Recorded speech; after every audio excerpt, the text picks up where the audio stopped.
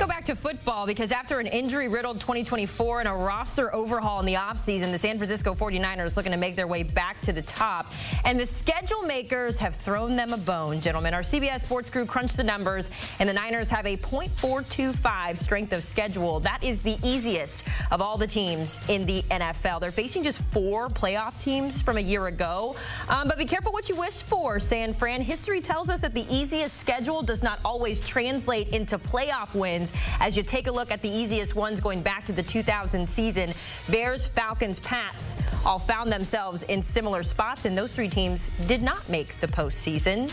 But we know this is the 49ers, and when it comes to how the odds makers are looking at their schedule, they sit atop of the NFC West, projected to have 10.5 wins this season, also expected to win the division there. The Seahawks, who finished second last year, just missed the playoffs, down at the bottom. So let's continue to react to the recently released schedule, and to do so, we've got our NFL crew of Mike Renner, Kyle Long, and Leger Douzable. Guys, let's start our conversation with the San Francisco 49ers. Before we do, though, how do we feel about the schedule release videos this year? Chargers thumbs always, up or thumbs Chargers down? Always a home run. Yeah. You know, they did the Minecraft thing, and it was out of this world. They always throw little tidbits in here and take jabs at different teams. So the Chargers always do a marvelous job of the schedule release. Yeah, I think the video production teams deserve, you know, they've been paid a lot. Whoever the creatives are, though, some of the ideas are really were funny. out there. Crazy.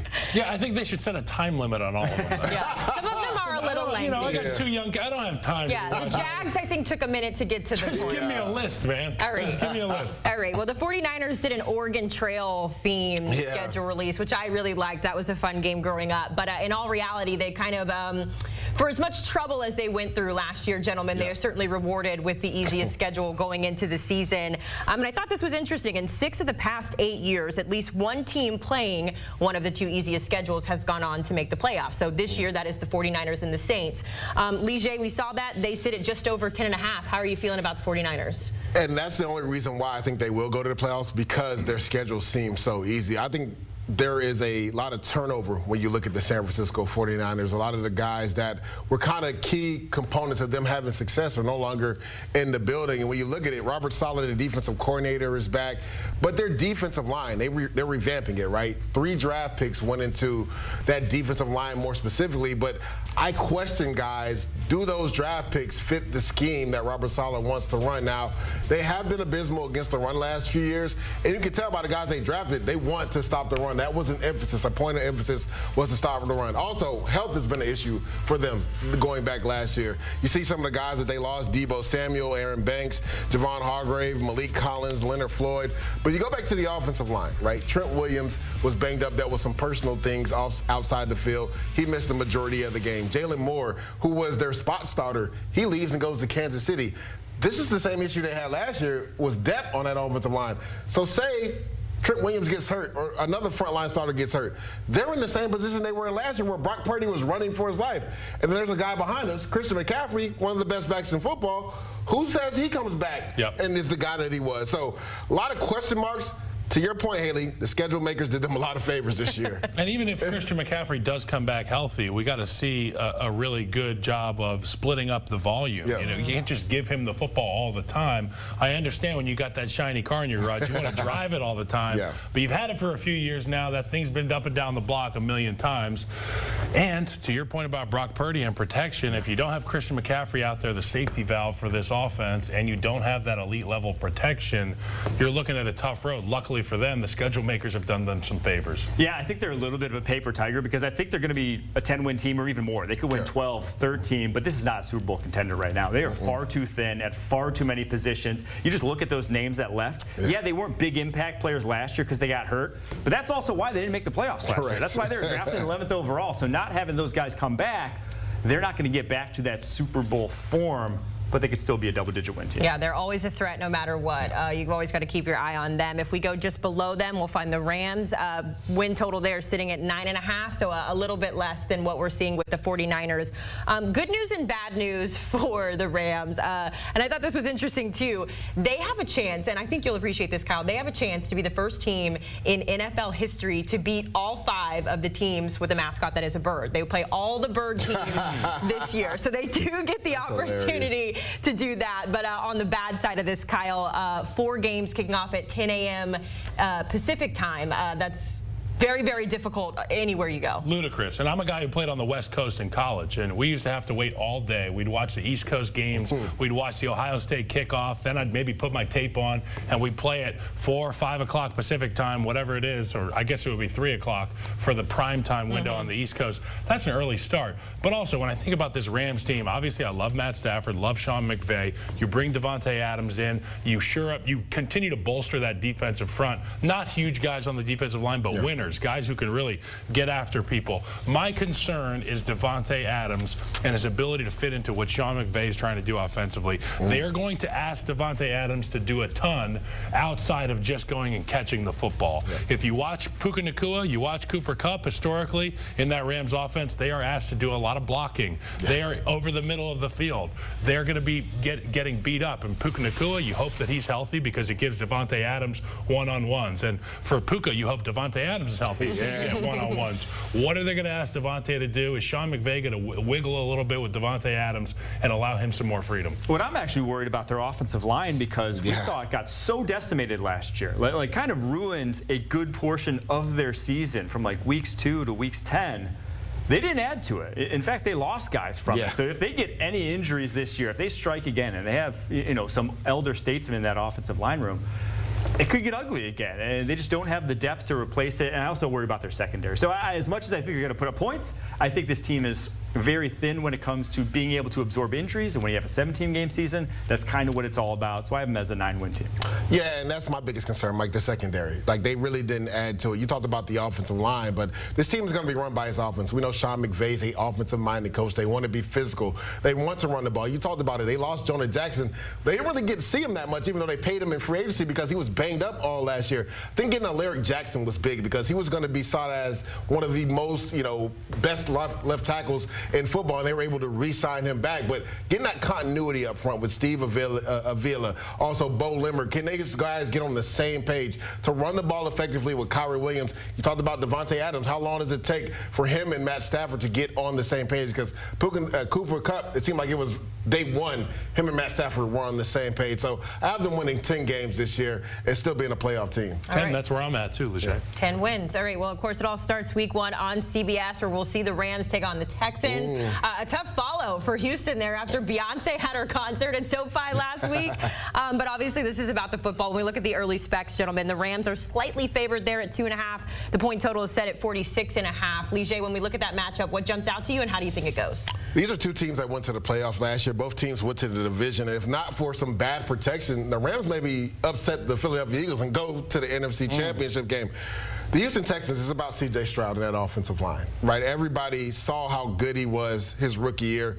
Came back, I don't want to say had a sophomore slump, because when you're a young quarterback and you're not getting protected, you're going to get skittish. Even if you're a veteran quarterback and you're getting hit in the teeth, you're going to get skittish. So can they get that offensive line right? They traded away Laramie Tunsil. Shaq Mason is no longer there. They're going with some younger guys now. So can they gel and protect C.J. Stroud? So to me, it comes down to C.J. Stroud and the offensive line. And then for the Rams, they're secondary, because that's an explosive Houston Texans offense. Yeah, and you talked about the offensive line and the pieces missing there. I'll say this, without all the weapons on the outside, it makes it exponentially worse when you don't have protection. So guys like Nico Collins need to be on the football field. Correct. The other receivers in that room need to be there to help C.J. Stroud out.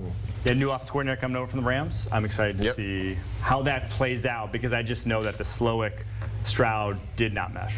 It's always interesting that first week. It's kind of like everyone's chance to re-familiarize themselves with who's coaching, who's playing on the rosters, all the things. All right, let's go to the Cardinals. Another really great schedule release. I loved it. It was the Mac Wilson freestyle of the schedule there. So if you haven't watched that, go check that one out. But for the Cardinals, they get 2 national games. That includes a Monday Night Football showdown against my Cowboys. And then they also get Thursday Night Football at home against the Seahawks.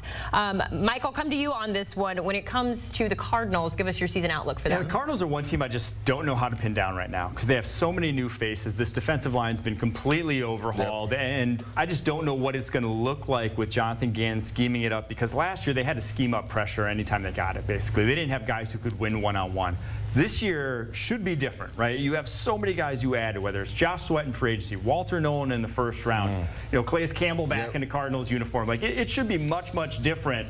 But the back end, we don't know how they're still very, very young. So I'm cautiously optimistic, but I do just think they're in the wrong division to really say that they can put their stamp on it. Just everyone, there's no gimmies in the NFC West. So every single division game is going to be a struggle for them. I had them, when I picked every single game, I ended up with 8 wins, but I could see this very easily being a playoff team. I think that their schedule lends itself to obviously starting hot, and Kyler Murray's going to, you know, find his groove early and often. And I think their Week 8 bye is a really good spot for a bye to be. Oftentimes, as players, we find out when the bye is and we get pissed. This is too late or this is too early. We don't need it then. That's a great spot for the bye. You make a run, maybe try to stretch together 7 wins to start the season, something like that, some tough wins. Then you're in a great spot. You're in the driver's seat. I like Kyler Murray. There were times where he played like an MVP this past season. We need to see that again. Marvin Harrison Jr., take the next step. Take the next step, and that offense will be potent. I have the Cardinals winning this division at 12-5. And Mike, I hear it's hard. You say it's hard to pin them down. One thing I know for sure by watching tape, this team plays extremely hard. And I talked to their head coach at the owners' meetings about that, Jonathan Gannon. And I said, Coach, how hard was it to get everybody on the same page to play with that effort? And he was like, dudes, it wasn't hard. Actually, it was hard. But when everybody believes in a plan, that's how you build a culture. And they have the right culture. You talked about it, Mike. They revamped the defensive line. That was the biggest issue on this team. Like, those guys played hard, but they didn't have the talent.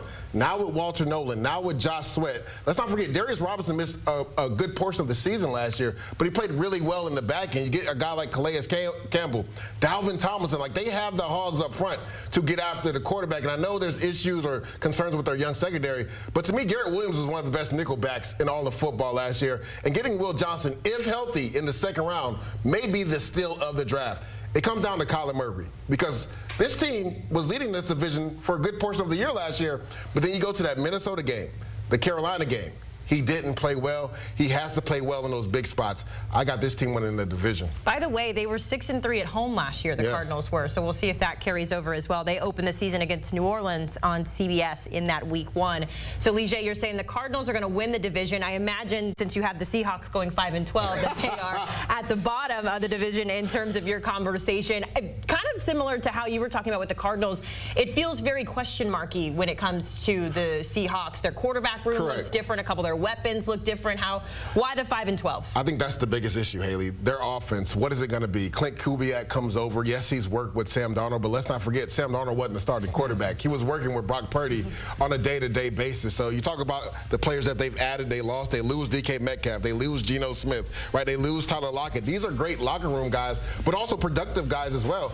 Let's not forget the Seahawks went 10-7, and they essentially revamped this offense after 1 year, which I don't know why, right? And then when you look at it, this team's going to be led by its defense. They're probably going to have a top 5 defense. When you look at the depth chart, there's not really a weakness on their defense, but there's major concerns when you look at this offense, not only with the interior of the offensive line. Yes, they got Calais Campbell, but he's going to be a rookie. He's going to be tasked to either start at guard or center from day one and be the guy. But they've also had issues with their offensive tackle staying healthy. Now you have new pass catchers. You have a new quarterback. You have a new coordinator. So it's going to take a lot of mesh and gelling. I think they're going to struggle this year. I got them going 5-12. Yeah, I was scratching my head from the minute they let Geno Smith go out the door. I mean, we love watching Geno Smith. Great quarterback. There's only a handful of guys that can really sling it like Geno Smith can. Tremendous in the 2-minute part of the game. And when you're on a football team like this, or in the NFL in general, you got to win those one-score games. Geno Smith does a good job in the 2-minute drill. I had questions about that the entire time. Sam Darnold, I wouldn't even call that a lateral move, okay? I would call that a downgrade for the Seattle Seahawks. For sure. From Minnesota to Seattle. Well, no, losing Geno for the Seattle Seahawks. It's not even a lateral move, you know? Like, you're kind of settling there for what you got. DK Metcalf out the building as well. A lot of questions there. Yeah, for the Seattle Seahawks, I got them finishing up at 7-10. I'm just not crazy. I mean, like you can't pin down the Cardinals. I can't figure out what the hell was going on, except for the Calais Campbell pick I love. Oh, that was an amazing pick.